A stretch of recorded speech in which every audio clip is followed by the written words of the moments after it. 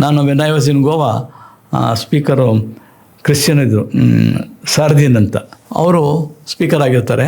ಯಾವುದೋ ಒಂದು ವಿಷಯ ಬಂದಾಗ ಬಿಲ್ಲು ಸರ್ ಬಿಲ್ ಇರುತ್ತಲ್ಲ, ಅವತ್ತು ಬೆಳಗ್ಗೆ ಕೊಟ್ಟಿರ್ತಾರೆ. ಮನೋಹರ್ ಪರಿಕರ್ ವಿರೋಧ ಪಕ್ಷ ನಾಯಕರಾಗಿರ್ತಾರೆ. ಅವರು ಅಬ್ಜೆಕ್ಷನ್ ಮಾಡ್ತಾರೆ, ಈ ಮಸೂದೆ ತಂದಿದ್ದೀರಾ ಈಗ ನಮ್ಮ ಮುಂದೆ, ನಮ್ಗೆ ಓದ್ಲಿಕ್ಕೆ ಟೈಮ್ ಬೇಕು, ರೂಲ್ಸ್ ಪ್ರಕಾರ ನೀವು ಮುಂಚೆ ಕೊಟ್ಟಿಲ್ಲ, ಈಗ ಬೆಳಗ್ಗೆ ಕೊಟ್ಟಿದ್ದಾರೆ, ಸಪ್ಲೈ ಮಾಡಿದ್ದಾರೆ ಅಂತಂದಾಗ ಲಾ ಮಿನಿಸ್ಟರ್ ಏನು ಮಾಡಿಬಿಡ್ತಾರೆ, ಒಬ್ಬರು ನಾರ್ವೇಕರ್ ಅಂತ, no we already sent to the secretary, it is the fault of the secretary, ನಾನ್ ಸೆಕ್ರೆಟರಿ, ಅವ್ರ ಫಾಲ್ಟ್ ಅಂತ ಆಮೇಲೆ ಹೇಳ್ಬಿಡ್ತಾರೆ. ಸ್ಪೀಕರು ಫೈಲ್ ಎಲ್ಲ ತೆಗೆದು ನೋಡ್ಬಿಟ್ಟು ಅವ್ರದ್ದು ಸ್ಯಾಕ್ ಮಾಡ್ತಾರೆ. ನೋಡಿ, ಅವರು ರೂಲಿಂಗ್ ಕಾಂಗ್ರೆಸ್ನವರೇ ಅದು.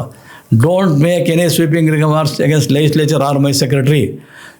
Department, you are not seen, your department has sent the bill only yesterday evening, I verified it, take back your words ಅಂತಾರೆ. ಸರ್, ಇನ್ನೊಂದಲ್ಲಿ ಯಾವುದೋ ಒಂದು ಪ್ರಪೋಸಲ್ ಕಳಿಸ್ತಾರೆ ಸರ್ಕಾರಕ್ಕೆ, ಅದಕ್ಕೆ ಯಾವ ಅಂಡರ್ ಸೆಕ್ರೆಟರಿ ಅಬ್ಜೆಕ್ಷನ್ ಹಾಕ್ತಾರೆ. ನಾನು ಅವ್ರ ಸ್ಪೀಕರ್ ಅಡ್ವೈಸ್ ಮಾಡಿ, ನೋಡಿ ಸರ್, ನಿಮ್ಮ ಪ್ರಪೋಸಲ್ಗೆ ಯಾರು ಅಂಡರ್ ಸೆಕ್ರೆಟರಿಗೆ ಹಾಕಿರುತ್ತೆ, ಹೌಸ್ ಬರುತ್ತೆ, ಬಡ್ಜೆಟ್ ಪಾಸ್ ಮಾಡೋಕ್ಕೆ ಬಿಡಲ್ಲ ಅವರು. Before passing the demands for grants I would like to bring to the notice of the house ಅಂದ್ಬಿಟ್ಟು ಇವ್ರದ್ದು ರೆಕಾರ್ಡಲ್ಲಿದೆ ಅದು.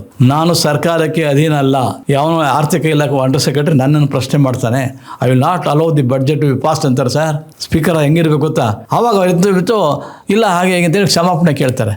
ನೀವೇನು ಪ್ರಸ್ತಾವನೆಗಳನ್ನ ನಾವು ಮಂಜೂರು ಮಾಡ್ತೀವಿ ಅಂತ ಹೇಳಿದ್ರೆ, ಅಂದರೆ ಸ್ಪೀಕರು ಹಾಗಿರಬೇಕು. ಸ್ಪೀಕರ್ ಆಗಿದ್ದವರು ಭಾಳ ಚೆನ್ನಾಗಿ ಅಧ್ಯಯನ ಮಾಡಬೇಕು, ರೂಲ್ಸ್ ಇಟ್ಕೊಳ್ಬೇಕು, ಸ್ಟಬರ್ನ್ ಆಗಿರಬೇಕು.